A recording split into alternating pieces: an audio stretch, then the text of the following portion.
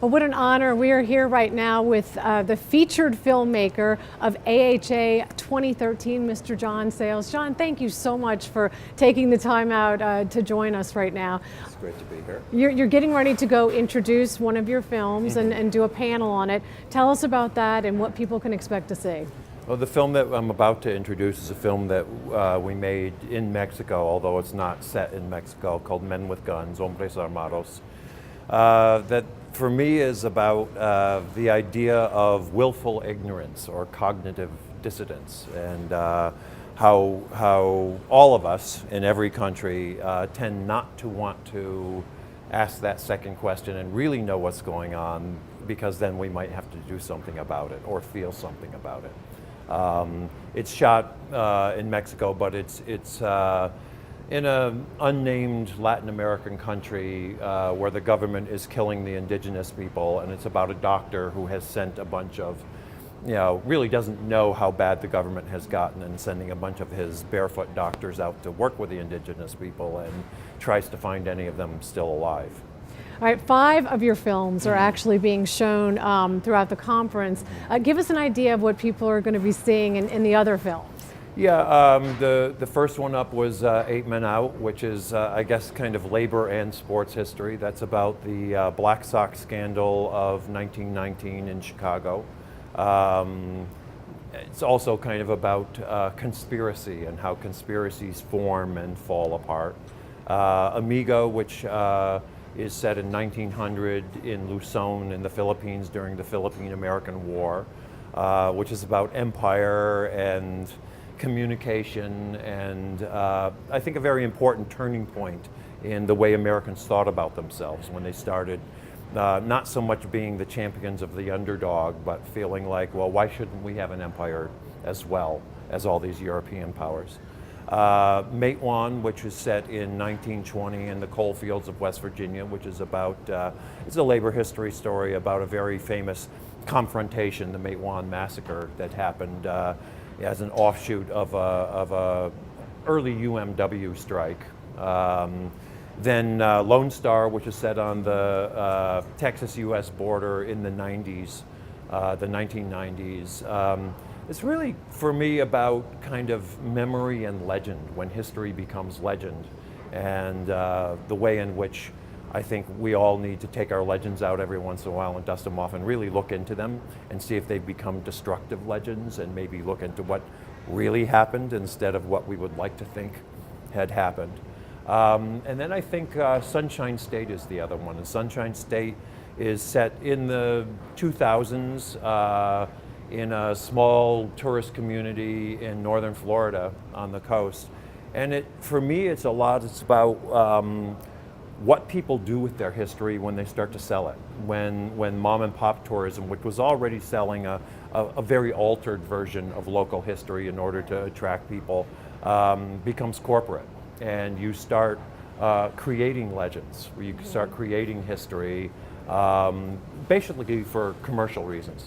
As an independent filmmaker, any particular time period that you are really drawn to? Not, it really is that, to me, the character of the people who are in the film is always affected by the time period.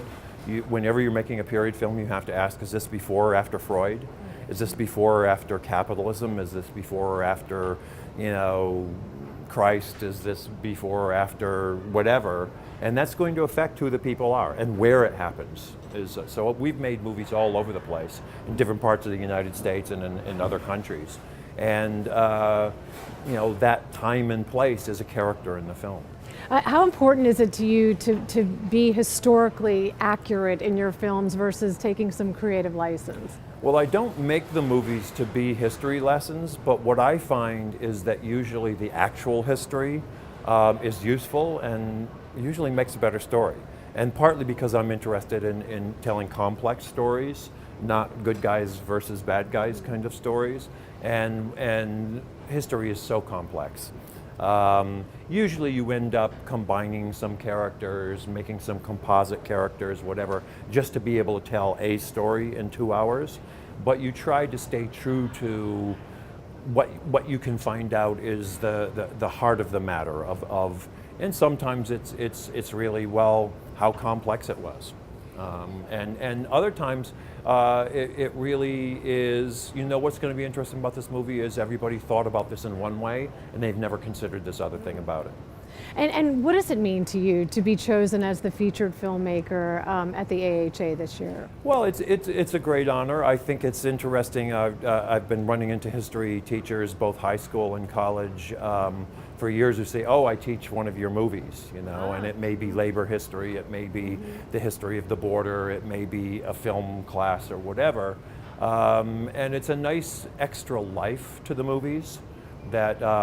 Although I have mixed feelings because I always kind of resented things that were assigned to me when I was a student, but it's an extra life, and unlike a lot of movies, I think our movies are worth considering for what happens in them, the content of them, not just the form of them.